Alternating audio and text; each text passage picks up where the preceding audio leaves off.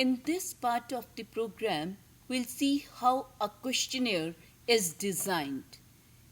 The very first step in designing a questionnaire is to arrive at the content of the questionnaire, and that would require stating the study purpose, breaking the purpose into research questions, breaking down the research questions into the criterion questions, and for each criterion questions, items or questions need to be prepared. Let's take an example. If the researcher is interested in studying the degree of utilization of various resources in technical institutions, then the 4 different resources are utilized in any technical institution. So the first research question may be, what is the extent of utilization of physical resources in technical institutions?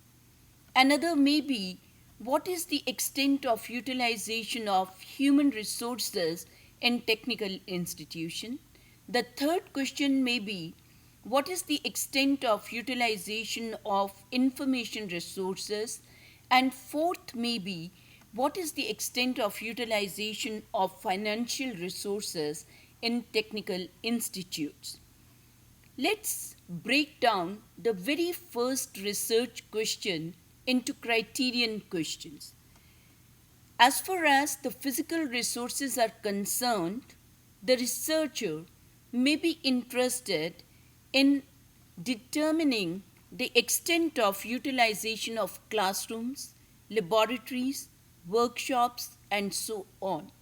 So let's take up the very first criterion question, that is, what is the extent of utilization of classrooms in technical institutes?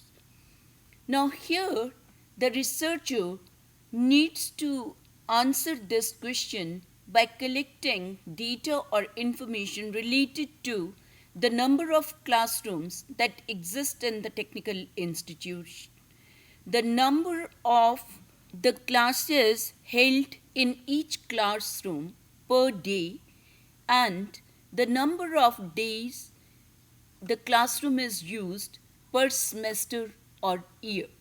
So you can see, stating the purpose of study, breaking down the purpose into research questions, and further breaking down the research questions into criterion questions will enable the researcher to arrive at the specific questions which can be asked to the respondents.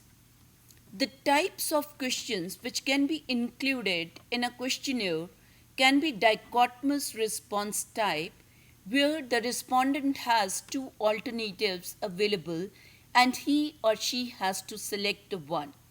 For example, is the classroom utilized for teaching learning? Yes, no.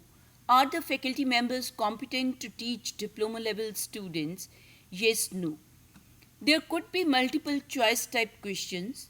For example, how many classrooms do you have in the institute?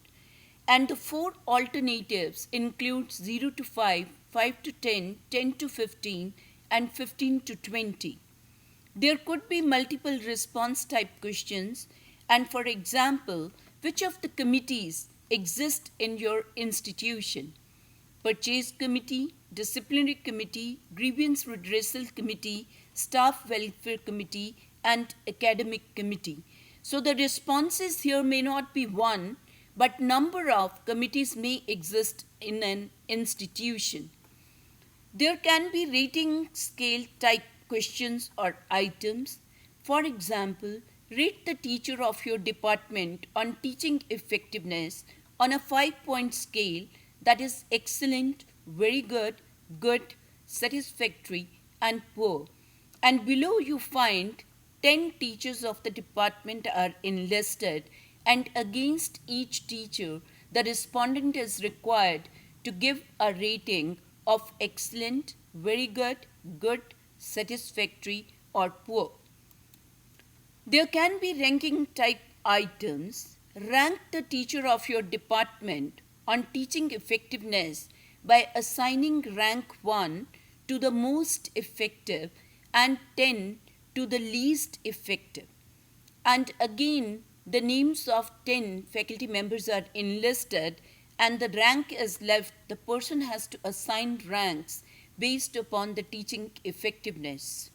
There can be forced choice questions where one particular item consists of two statements and the respondent is forced to select the one which is most desirable or which is most applicable.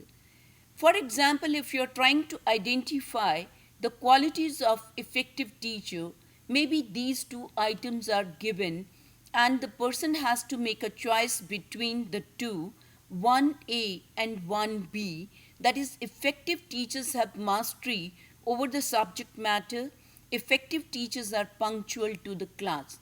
So which one is more important? The person has to put a tick mark. There can be open-ended questions in the questionnaire. For example, you are interested in identifying the problems faced by the teachers in teaching.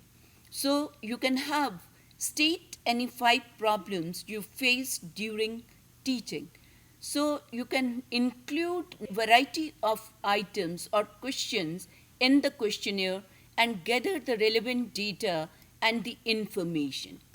While you are planning to write questions or items, you must be sure that whatever questions you include, they are brief, simple, clear, and they contain one idea. Grammatically, they are correct. They use familiar words and avoid the use of the concept words. They are the direct questions, and you need to avoid double negatives. Organization of the questionnaire follows a definite pattern, and the researcher must try to provide clear-cut instructions in the beginning of the questionnaire to facilitate the process of filling in the questionnaire. The directions in the questionnaire need to be brief, complete, and specific. And many a times, if you have divided the questionnaire in various sections, then section-wise instructions may be provided, or if you are including different types of questions and items, similar nature of items can be grouped together and instructions can be provided in the various sections. Ordering of item need to be paid attention to. You can follow a logical framework where one item leads to another item, or you can follow a time sequence, and as per the activities as they occur, you can include the items and you can answer the research questions, or you can keep the research questions in mind and organize the items which relate to one particular question, then to the next question, then to the third question. The ordering of items or question facilitate the process of filling in the questionnaire, and if you are ordering or sequencing the items as per the response pattern, it provides facility to the respondent. The layout of the questionnaire should be such that it is appealing, it is easy to read, it gets the attention of the respondent, and the respondent feels like filling in the questionnaire. It should not be overloaded, and it should contain appropriate number of questions on one page.